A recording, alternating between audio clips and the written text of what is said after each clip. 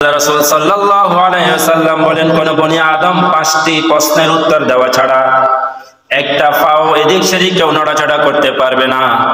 আর ওই 5টি প্রশ্নের মধ্যে একটি প্রশ্ন থাকবে, বান্দা তোমার রোজগার কোন পথে হয়েছে আর সেই রোজগার তুমি কোন পথে ব্যয় করেছো। তোমার আয়ের উৎস এবং তোমার ব্যয়ের উৎস কি পুঙ্খানুপুঙ্খানু সে হিসাব দিয়ে তারপর এখান থেকে নড়াচড়া করবে। এর আগে কারো নড়াচড়া করার কোনো সুযোগ নেই। তখন আমাদের কি জবাব হবে? আজকে বিভিন্নভাবে শয়তানের পদাঙ্ক অনুসরণ করার কারণে আমাদের হালাল খাদ্যকে আমরা হারাম বানিয়ে খাচ্ছি। বলে এটা কিভাবে? আমাদের হালাল খাদ্যকে আমরা হারাম বানিয়ে খাচ্ছি, যার কারণে আমাদের হালালটাও কি হয়ে যাচ্ছে? হারাম হয়ে যাচ্ছে। যেমন একটা ব্যবসার ক্ষেত্রে যদি আমরা বলি, ব্যবসা হালাল না হারাম? হালাল, যে উত্তম হালাল, উত্তম হালাল হলো কি? ব্যবসার রোজগার।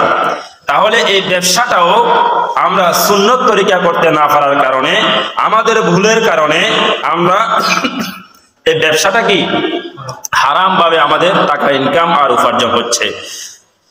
যার কারণে যেমন একটা উদাহরণ যদি আমরা বলি, আমরা বেচা কিনা আমাদের ক্রয় বিক্রয় বাড়ানোর জন্য এই ব্যবসার ক্ষেত্রে আমরা মিথ্যার আশ্রয় নিয়ে থাকি। কি বলেন?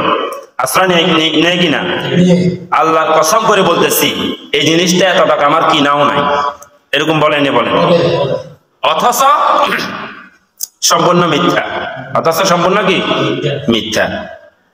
অথচ আমার ব্যবসাটা কি হালাল ব্যবসা। এই একটা কথার কারণে আমার ব্যবসাটা কি হয়ে গেছে? হারাম হয়ে গেছে।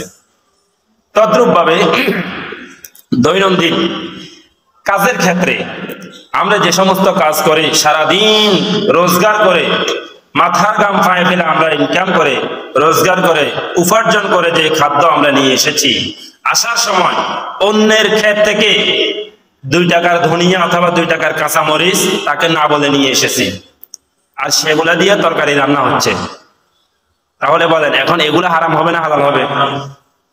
হারাম হয়ে যাবে, কারণ এটাও চুরির মধ্যে গণ্য হয়ে গেল। অথচ আমার 700 টাকার আপনি যে মাছ কিনে নিয়ে আসলেন, 1000 টাকার মাংস যে আপনি ক্রয় করে নিয়ে আসলেন, সেগুলোর সাথে 2 টাকার মরিচ হারাম মিশ্রিত হওয়ার কারণে আপনার পুরোটাই কি হয়ে গেল? হারাম হয়ে গেল। এজন্য আমাদেরকে কি করতে হবে? খুব সতর্ক থাকতে হবে। আজকে আমাদের সমাজে হারাম হালালের বাস বিবেচনা নেই বললেই চলে। বাস বিবেচনা নেই বললেই চলে। শুধু ইনকাম করতে পারলেই হয়।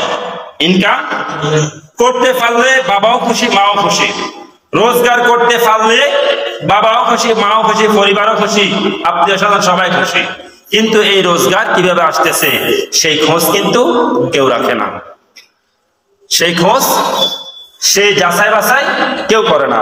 অথচ কাল কিয়ামতের ময়দানে আপনি একাই জাহান্নামে যেতে হবে। আপনি একাই কি জাহান্নামে যেতে হবে। এই জন্য আমাদেরকে হালাল ইনকামের দিকে কি হতে হবে? মনোযোগী হতে হবে। হালাল ইনকাম যেভাবে হয়, তবে হ্যাঁ, হালাল ইনকামের মধ্যে কি হবে? কমতি হবে। হালাল ইনকাম কম হবে, কিন্তু আমাদেরকে ধৈর্য ধারণ করতে হবে।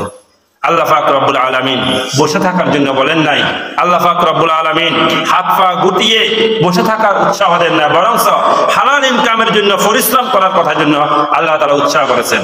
যেমনটা আল্লাহ পাক রব্বুল আলামিন বলেন, ফাইযা কুদিয়াতিস সালাতু ফান্তাশিরু ফিল আরদি ওয়াবতাগু মিন ফাদলিল্লাহ।